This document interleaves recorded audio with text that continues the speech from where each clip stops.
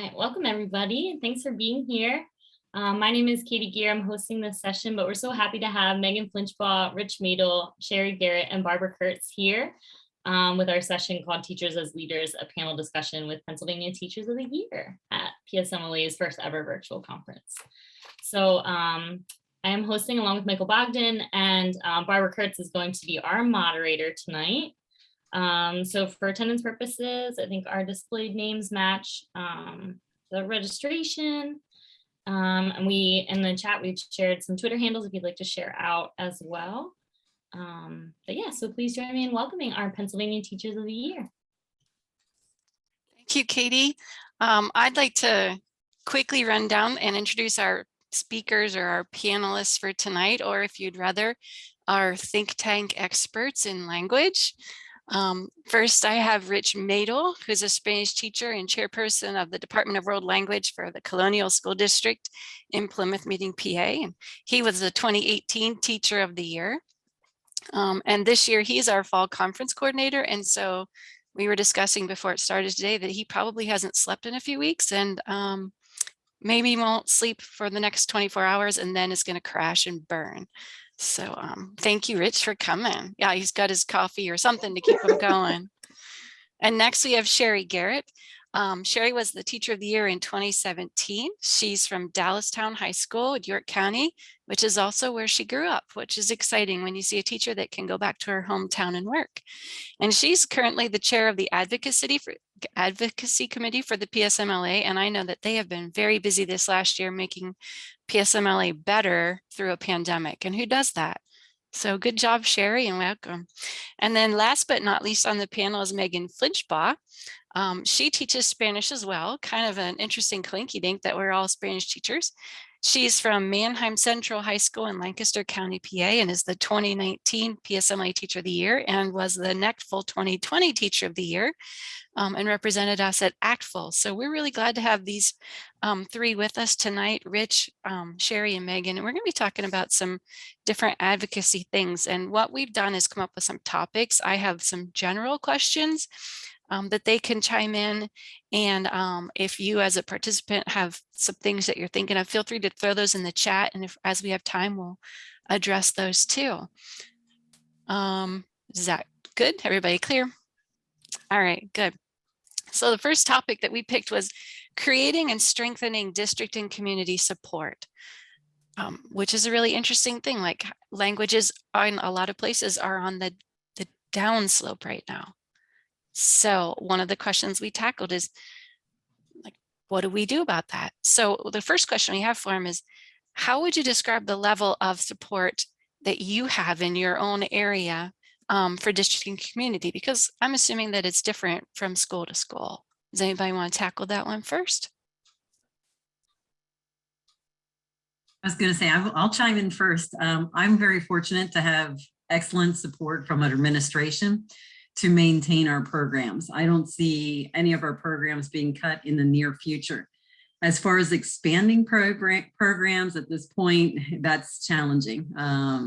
However, I have found that the community really also supports our programs. I run different programs with the students and they're very well attended by the students. And also when we involve the community, I get a lot of people coming in to present, like local business people. And also we run a multicultural night that's very well attended by parents and students together. So I'm really fortunate at my school district. I would agree with the, well, I guess I can't agree because I don't work at Cherie's school, but I mean, it's similar at our school. And we have some similar events and some similar things that we would maybe consider outreach. You know, we try to get some students into, some high schoolers into the middle school to share a little bit about language and culture, just informally. And we have, well, we haven't because of COVID, so I don't know what's going to happen, but in the past, we always had a multicultural day where we invited, or evening really, but we invited the community to come in and participate in different cultural activities and food and things like that. And not really for not really to serve as advertisement, like we truly do it as a service to the community because the kids enjoy it. And our own kids enjoy preparing things to share, but it does sort of inadvertently serve as a little bit of advertisement for world languages and just planting seeds. You know, it sounds cheesy maybe, but I think of a lot of those things as just planting the seed of exposure and helping kids, reminding kids that there's more than their bubble. And so we like to do a lot of those kinds of activities as well. And I think when we do them, you know, as teachers, we're going above and beyond to do those things. And I think that the administration appreciates that. And they then support us, even just in spirit sometimes. I would offer too, in the district that Katie and I work in, we have a really significant majority of our student population with their eyes set on four-year colleges. And so a lot of times when we have students that come into our classes, they're coming there because they feel a sense of obligation that I need to do this for XYZ extrinsic motivation. And so I kind of feel that one of my own sub goals is to, all right, you're in my seat now, but how can I make the case that this is more useful for you and that we can use this to kind of make relationships and to kind of tap into intrinsic curiosities. And so, you know, I feel like that's one of those that if you ask, you know, is there community support? Yes, there's community support because the community by and large thinks that this is a part of getting them to a stepping stone. But at the same time, I don't know if the community is inherently buying into the values that I think our department shares. And so it's kind of an interesting interplay between those things. And so I feel like all we can do is really just make the most of that. Makes a lot of sense. I'm imagining that all of you shifted quite a bit in the last pandemic, or in the pandemic in the last year. Was there anything that was a great success or a not so successful moment that really just helped you to like maybe reevaluate what you're doing as far as that community and district involvement? So if I can jump right back in again, immediately what comes to my mind are the amount of parents who had to overhear these classes and had a newfound appreciation for, wait, you don't talk a lot of English in your class. I can't believe I'm hearing you scream in Spanish at 7:30 in the morning. Wow, like I want to be like that. There was a rewarding element to that, but you know, as much as the pandemic was terrible, a lot of the parent feedback that I received was overwhelmingly positive and really supportive and proud of their students for being a part of it, or their children for being a part of it. Mm-hmm. Anyone else want to chime in on that one? I do. What I found amazing was with the Seal of Biliteracy, we offer it at my school. And I could still offer the Seal of Biliteracy, do the testing, everything virtual. It just floored me that I had just as many, if not more students earn the Seal of Biliteracy, even during a pandemic, because the testing was virtual, you know, teaching hybrid, it worked. So, you know, even though we were in a pandemic, it was still, we were able to do some of the programs. Yeah, I'm glad you said that, Cherie, because one of the comments that I was going to make, I guess it's not really pandemic related, but I think it is just in that sense of like the things that kids were still able to accomplish despite all of the challenges that we all were facing. But one of the things that I find is in terms of community support, a lot of times it is, you know, coming back to what Rich was saying about trying to instill this idea of the values, you know, that it's not just about getting into college or a good college, but there are other things that are beneficial about knowing world languages. And I think that some of our most vocal supporters are often our graduates, you know, our students who are successful after high school, whatever that looks like. Like sometimes it's the Spanish 2 student who goes to college and takes a placement test and is excited because they placed out of Spanish, which is like sad because you want them to keep taking it. But there's, you know, that's a type of success for some of our kids, you know, and the families, like when there's a family of 4 and they all take a language, you know, and then they have positive experiences, then those are really good messages that are spread, you know, just the mouth to mouth, the word of mouth, mouth to mouth, not resuscitation, Yeah. word of mouth. This is being recorded too. Anyway, the word of mouth of the good things that are happening, because it's so easy for, one kid to have a negative experience in a class, and, that definitely spreads. And so it's nice when there's really positive stuff happening in the community. And the other thing that, if I may just say, like add on to that, I find that students are really good ambassadors also when they are doing things out in the community. Some of you know that my colleague and I, Nate, we have a project that sends kids out into the community to do things of their choice. They have a lot of options, but there are local restaurants that are like, oh, you guys are here for your project, but then some of those kids become interested in the culture and in the language in a more intrinsic way because they've been able to use it outside of the classroom. And I sort of see that as a form of advocacy for our program, like when we can instill that in the kids and when they can find uses for it or just like interest in it outside of the classroom, then it just does increase the number of reasons that they want to be sitting in our class during the day.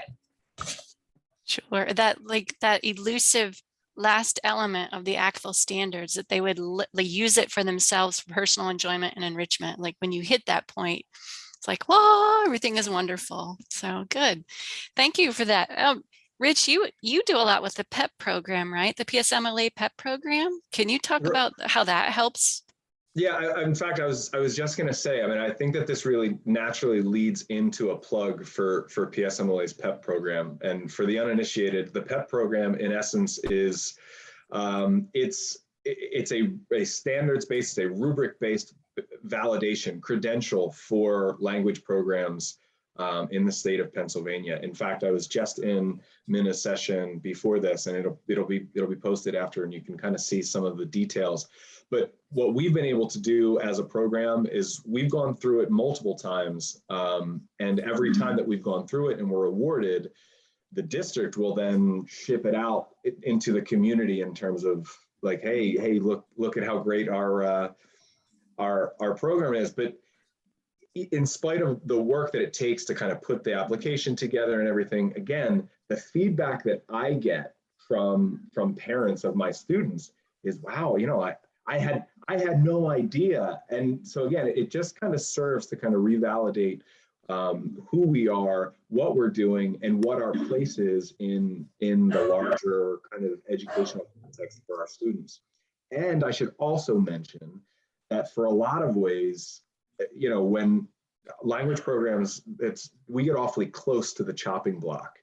And so when I've been in discussions with administration and parents as well, when they talk about programs that could be close to cut, and the parents say, oh, wait a second, this is an award-winning program. And if you just start, cutting off its limbs, what are you doing to the overall product? So again, it's another way to just kind of bolster the credibility of your program. Thank you. And Mike put a link into the chat so you can look, if you want to, everybody, for how to get to the PEP Awards from PSMLA. Thank you very much. When we chatted last night, and Cherie, you were talking about the incredible response you had to your travel program. And I think that really just circles around to this whole idea of community support. Can you tell about your turnout for your meeting? Because that just is kind of mind-boggling and I think exciting to share.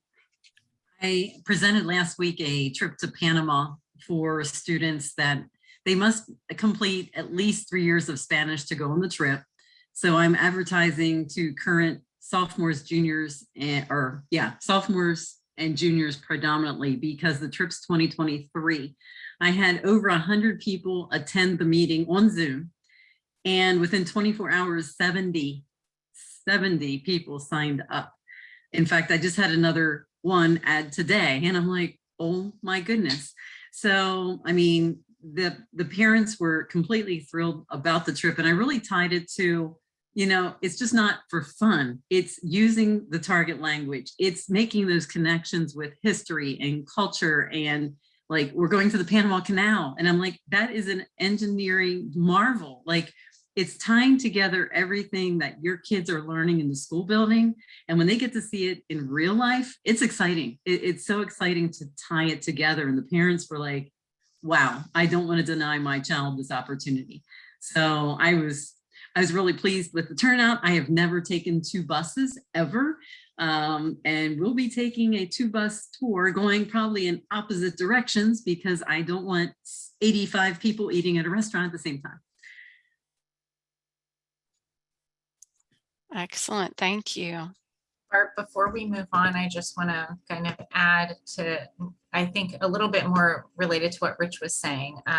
And we're all envious, though, of Cherie taking a trip to Panama and having 70 students immediately sign up. It's like all of our dream. But I also think that when your teachers get awards, when your language teachers receive awards and recognition, it really does help the program because, you know, I really highly doubt there's anybody out there being like, oh, I need to take Spanish so I can have Megan Flinchbaugh. Like, nobody's doing that. But I think that, like, you know, it lingers there, you know, and people are like, oh, the Spanish program must be pretty good if, you know, if it's winning awards and if the teachers are winning awards, they must be pretty good at what they do. You know, whether or not that's like an accurate statement, but I think that it does look good, you know. So I put in the chat there the link to the PSMLA page that has all of the different awards that we either administer or offer or are in some way associated with. So I would encourage you to self-nominate or to nominate people you know, because also we could all attest that it's been a really positive experience getting to know teachers from other parts of the state and other parts of the country, in addition to the nice recognition that it can bring your program. Thank you. That's a great addition. It's hard sometimes as teachers, you don't toot your own horn, you know, but that is a definite portion of advocacy, is just being a good representative of your profession and of your language. And so those things are all terrific. So thank you. Mm-hmm. The second topic that we talked about a little bit was the role of legislative advocacy. And this might be something that I know several of you have been on the advocacy committee for PSMLA. So this might be something really near and dear to your heart. I'm a very, very quiet person, and I'm not a good advocate as I should be, but I love to hear some of the things that you folks are doing, and it kind of inspires me that I need to get off of my rear end and do some of these things. So one of my first questions for you is, well, does the teacher have a role in the advocacy for, you know, for language education at the legislative level, or is that someone else's problem? And obviously I know where your answer is going to be, so tell us why. We absolutely need to be a spokesperson with legislators. It really never dawned on me that legislators have no idea what world language initiatives are on the table. And they really don't. Luckily, I had the chance to attend the advocacy days in the spring and met with, you know, some of the legislators and their assistants. And I did not realize that they had no idea about, like, the seal of biliteracy, the different initiatives. So we have to speak up. And that is not just for our profession, but really for our students. If we want students to have the programs to increase their proficiency, their cultural awareness, we've got to speak up. If you're not someone that would speak one-on-one with a rep, emails. And if you go to the PSMLA webpage, I have a generic email. All you need to do is fill in your information and send it to your legislators in your area. And it makes a difference. The more support we can get from world language teachers, the bigger difference, the difference is going to happen. It just takes numbers. I mean, only one person, they're not going to do much. They start hearing from 20, 30 teachers, they're going to start putting that on their plate to take a closer look at. So it's so important that we do speak up for our profession and what we do. Thank you, Cherie. Can I also add too, in the state of Pennsylvania, there is a vacuum of statewide leadership for languages. We don't have a representation in the Department of Education. And so really, and this has kind of been my call to arms, teachers need to be the leaders themselves, right? Teachers need to step up and guide our state's language programs where we see fit, because the Department of Education, they're not doing it for us, in spite of some of PSMLA's best efforts. I mean, I think it was only a few years ago that we had the Secretary of Education as our keynote, Pedro Rivera, and at this conference too, we did our best to get the lieutenant governor's wife as our closing keynote too. And again, the idea has always been, let's just try to get PSMLA on our elected leaders' radar so that we can begin to just kind of make connections and kind of grease the wheels when we knock on the doors a little bit, so that we can kind of get time. So.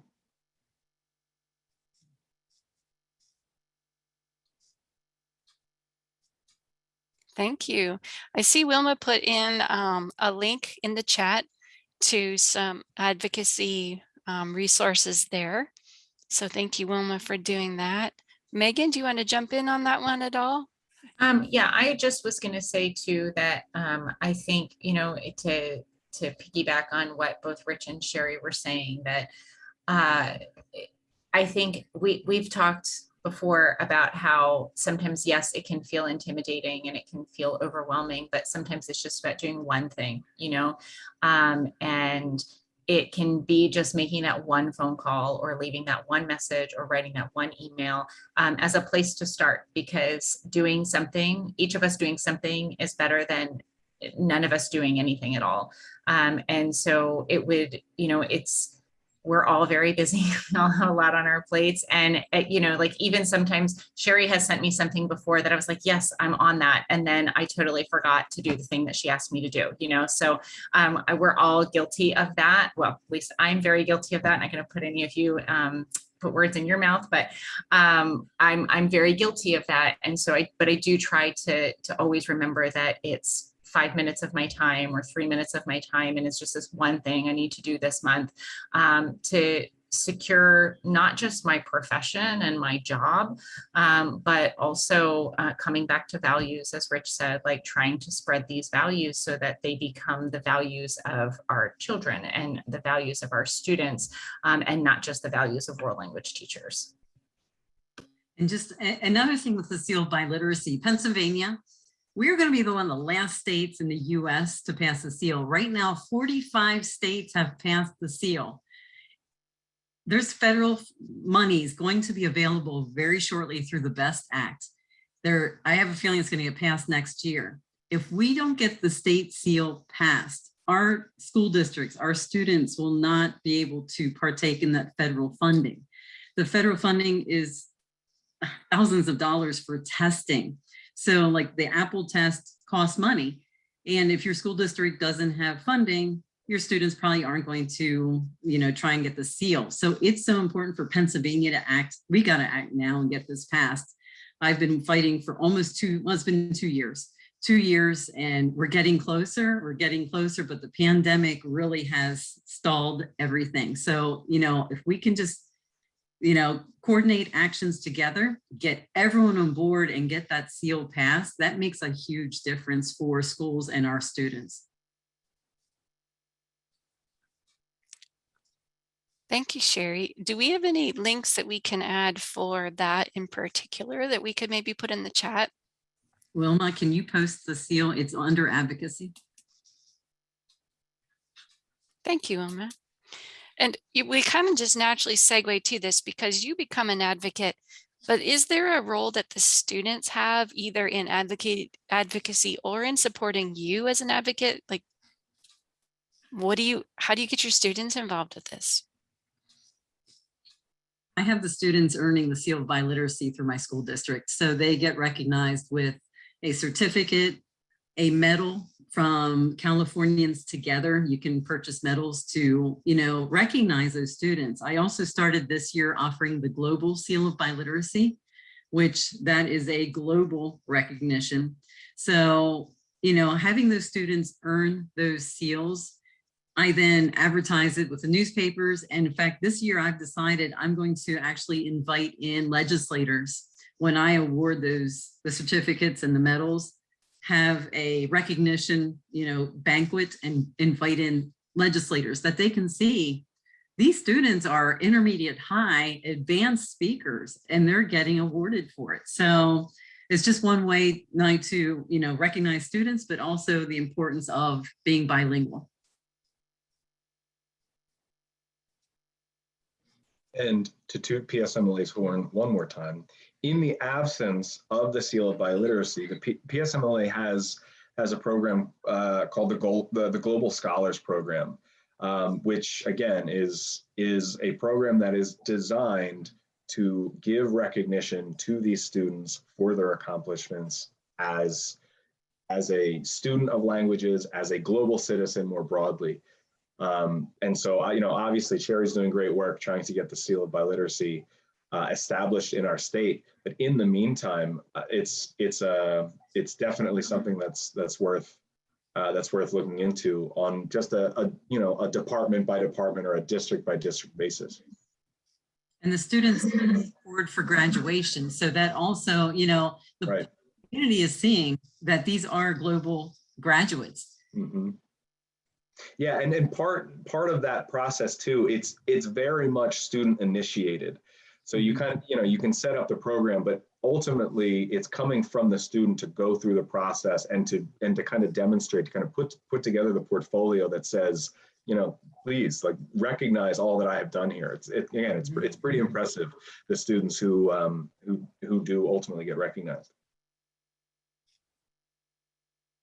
I'll add to that, unrelated to PSMLA and sort of statewide efforts. I'm a high school Spanish teacher, but my daughter is involved in a dual immersion program at her elementary school, and it's been on the chopping block so many times.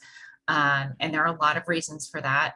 And this will probably actually segue nicely into another topic that we're going to discuss. But when the last time that it was, like I said, it's been on the chopping block many times. One of those times, my daughter, I think she was in second grade at the time, we gathered a large group of parents to go speak at the board meeting where they were discussing budgetary issues, and this was one of them. And I just I let her write her own speech, if you will, if you want to call it a speech. But I think that is another way that we can advocate at the local level, but also, certainly students of any age could do that, at statewide as well. But I think that it is good when our students are visible, and their successes are visible, and that the value they place on languages is also noticed. Because I often say that the district doesn't really care about what the teachers want. The district cares about what the community wants and what the parents want. And so they listen to the parents, and they listen most to the parents, they listen more to the students, they listen way less to the teachers. So, teachers banging on the door of the board president or the superintendent is going to do very little compared to what can happen when students come together and fight for the programs that they love. And so I think, certainly you need, coming back to what Barb was saying earlier, not all of us feel totally comfortable doing that. And so not every student is going to feel comfortable doing that. But if you have students that, it's not like your program has to be in danger for that to happen. You can just be, the board is always accepting letters, and so there's always an opportunity for students to express appreciation for a program that the school funds. So, at a local level, I think that's something that is important for the board and for the administration to know, because, like Cherie said, even if your program is not on the chopping block, expansion is unlikely for a lot of reasons as well. And so if we want to have any chance at expanding our programs and saving them, if it were to come down to it, I think that preventive actions can be beneficial also. That's a good point. The old an ounce of prevention is worth a pound of cure, that to act ahead of time, especially when it's not in a confrontational way, but more just look at all the wonderful things happening, look at what we're providing for our kids. And like Cherie mentioned in her trip, how many different areas of education she'll be touching on during one trip to Panama. And that in itself is advocacy piece, because you're saying, you know, in world language, we aren't just teaching kids words, we're teaching them all sorts of skills as well as perspectives and the whole bit. So it is a great opportunity. Thank you. One of the things that's interesting, I'm sure that you folks are finding it as well, is that there's starting to be a lack of a lot of language teachers out there. Like when I got hired, I had a lot of competition for my job, but now it's getting harder and harder. Do you think there's anything that we can do as language teachers to interest more students in becoming language teachers, whether that's while they're still in high school or getting involved in college programs? What can we do to kind of change that trend from downward to upward spiral? I would say in terms of recruiting, I'm not saying this like works, you know, 100% of the time, but one of the things that I've started doing is talking to my ninth graders about the possibility of, first of all, continuing language, because, you know, Rich talked earlier about how so many of our students take like come in to the language program thinking I'm doing this for college. And they, at least in my school, in the back of their minds, they're thinking, okay, I need 2 years for college. What else do I need to take while I'm in high school? And it kind of blows their mind that they're like, oh, right, I guess I could take 3 years. I could take 4 years. You know, some of them truly aren't thinking that. And so number one, planting the seed early on that, hey, no, if you like Spanish, now's the time to start thinking about how you're going to fit 4, 5, 6, 7 semesters of Spanish into your high school curriculum, and how you're going to fit all your other classes around Spanish. But also, if you like it enough, maybe you want to consider studying it and becoming a teacher and teaching it yourself. And, you know, like I said, I don't know that we have a ton of students who believe that that's the best option for them, but we have had some students that after talking to them in ninth grade, I can't say that it's because we spoke to them in ninth grade, but, you know, that they have gone on to become language majors and language teachers. And I do think that that is important because, like I said, some of them just aren't even considering it, you know, and the next thing you know, they're like, oh, it didn't fit in my schedule, you know. And I think that it's good for them to be thinking early how they can make it fit in their schedule. And, you know, I know ACTFL has a lot of resources out there for Educators Rising and for, you know, teachers who are interested in actually doing more mindful and purposeful activities. That wasn't really something that sort of fit into what we were doing at Mannheim, at least not at the moment, but I think a lot of schools have had success using that program. And just to piggyback off of what Megan was just saying, it's so important to talk to the high schoolers. You know, planting that seed early on, you never know. I mean, Megan, you have no idea. That could have been that little talk might have ignited that fire to teach. What I found for myself personally is having students actually teach little bits of lessons. We're fortunate to have students that want to be teachers. They serve as a career intern. So when they're in my classroom, I have them teach, you know, a short snippet, 10 minutes, 15. That really gives them a taste of what is teaching, and that either they love it or they're like, I never want to do it again. I also run an after school program. I've run this for about 15 years, all voluntary hours, is combining language teaching to intermediate students. So it's an after school program. It runs 10 weeks. I just started last week, and just an interesting story. I meet every Tuesday, teach them how to teach. We go through the lesson, we make them manipulative. So every Tuesday, starting last Tuesday for 10 weeks, we will teach intermediate school students after school from 3 to 4. Last week, there was a young man teaching German, and the German teacher, she pulled me aside the day after he taught, and she goes, hey, he wants to be a German teacher, which I did not know the student at all. And then this week, when I did the training on Tuesday, he was just so excited. Like, I could see the excitement of having taught for the first time ever.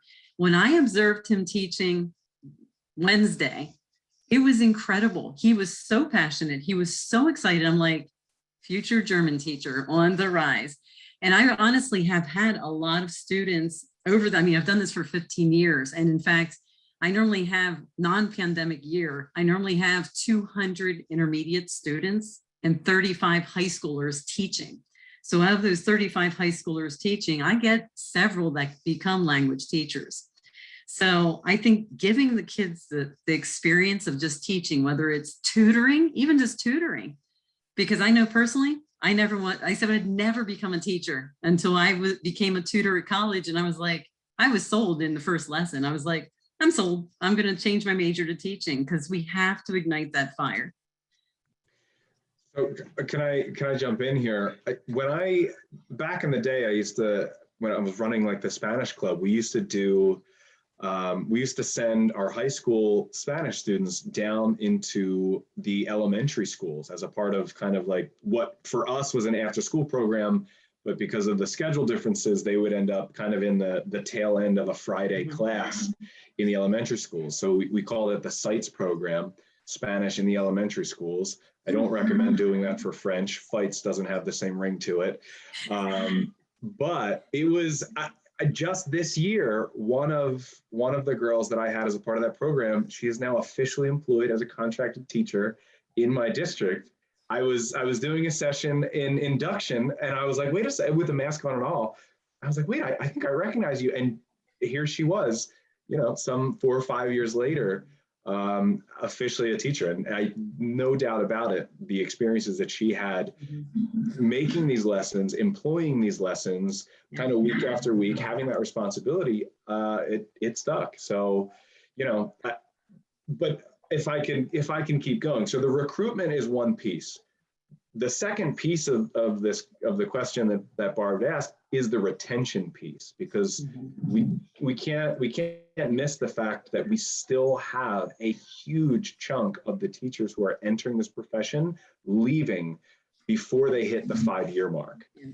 And so the question is, and I believe, what can we be doing to support our new teachers, and in particular to support our new language teachers, considering how large the silo is for language teachers generally.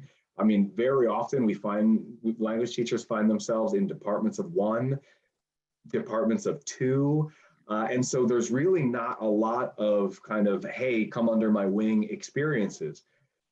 For that reason, once this conference is over, the project that's on the back burner here is to create a mentorship program that's really lacking in the state of Pennsylvania.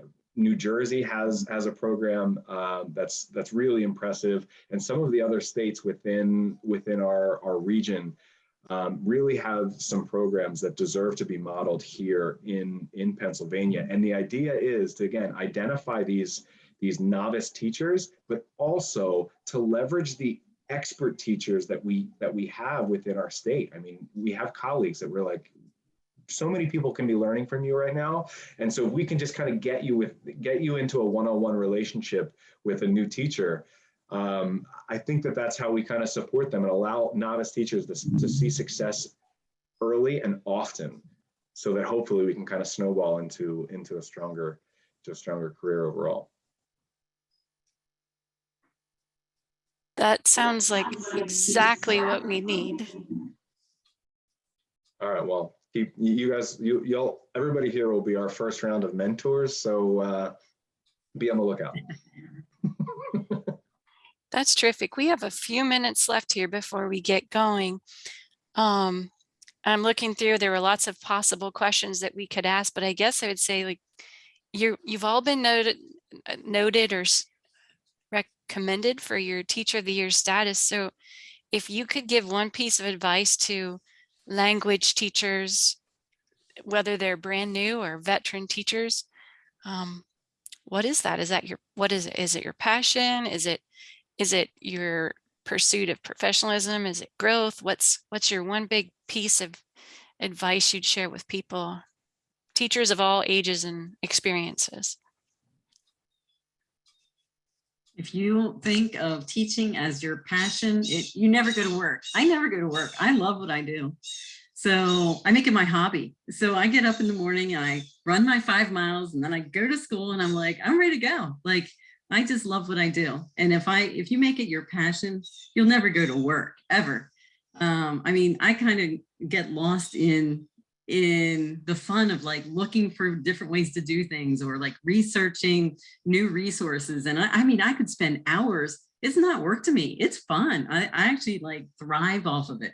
People in my department think I'm crazy, but it's my passion. And it's just something I think if teaching becomes your passion, you will never, ever go to work.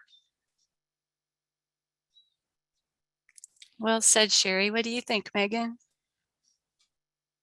Those of you that know me well will not be surprised to hear that my suggestion to teachers of all experience and levels and languages is collaboration.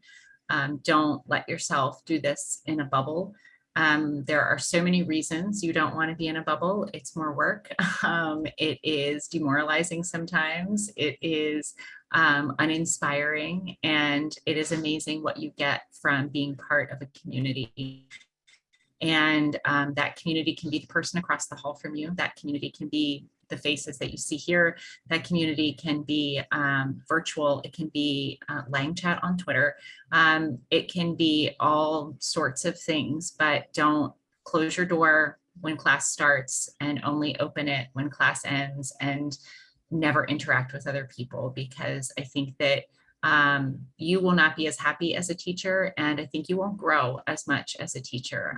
I would not be a fraction of who I am if it weren't for the other teachers that have played such an important role in helping me become better, whether directly or indirectly. And part of that, like I said, is some of the smiling faces that are here, you know, being at conferences and attending workshops and having formal and informal professional development, but also just the collaboration that happens when you talk about ideas. Like Cherie said, if it's your passion and it's something you enjoy talking about, then I think those are the things that come up, and those are the things that get you jazzed up and that you want to talk about with your colleagues. So collaborate, collaborate, collaborate. Excellent. Thank you. Rich, what is your advice? I would say that as language teachers, and if language acquisition and language development is our goal, I think that we have the permission to make our classes so completely different than everything else that a student is doing in their day. And so that permission, sky's the limit. And so my piece of advice is the more that you try to make your class like all of the other classes, the more that you try to restrict the elements of your classroom to kind of fit the mold of a math or a science or a history, or the more that you're missing the point. And so again, I would say liberate yourself from all of those things and really just focus on having a good time in the target language, period. Excellent. What a great list of responses: passion, collaboration, and the freedom to be an individual. And if I could add anything to that, I would say for me, it's the being willing to be a risk taker at all times. Like, you have to be willing to put yourself out there. You have to grow. You have to challenge yourself. As Wilma and I talk about, sometimes you've just got to take that first bite of that elephant in front of you. That there's always a risk involved, and you've got, how do you eat an elephant? One bite at a time. You've got to just take those leaps. So, well, we're just about at close. If there's anything else you folks want to say, this would be a great time to do it. Otherwise, Natalie's asked a question. I teach high school Spanish, and we need to purchase a new curriculum. If you teach Spanish, what curriculum do you use, and do you recommend it? Anybody want to tackle that? I would, I don't use this text, okay? So I will preface it by saying that this is out of an assumption, okay? But we only don't use this text because it came out the year after we were asked to purchase textbooks, and that is the Wayside textbook series called Entre Culturas. It is the best textbook that I've seen on the market if you are looking for a textbook. Personally, For better or for worse, I think there are ups and downs to this, but I really don't use a textbook other than for our AP classes, for which we use temas, and that textbook I do really like. But for our lower levels, especially in level 3, really don't use a textbook. And again, there are good and bad things with that, but a very solid textbook, I do believe, is the Wayside Publishing Entre Culturas, which I don't know if anybody else on here uses that text. And yeah, so Cherie, maybe, and Mike, maybe you disagree with me, but as far as textbooks are concerned, I think that's the best one I've seen. It's the only one that's communicative, 100% communicative. When we switched over, we saw such growth on the communication skills. And it does have downfalls. I mean, there are some pitfalls with the book, but overall, we've seen major growth. And I will say, just if you go to the exhibitor hall page in the program, there is an asynchronous video from Wayside Publishing. If you wanted to, I hope they know that we're doing this for them, because we didn't sign up for this, but nonetheless, there is a video there that does give a pretty decent overview of their product, and so you can evaluate it there for yourself. All right, I know we're over time. We're over time, Barb. So Yep. Thank you so Thank much, you. everybody, for coming this evening. And it was a pleasure to chat with our panelists. really appreciate it, Barbara. Thank you for attending, everybody. Barb, you were awesome. Thank you so much. Thank you. Go eat an elephant.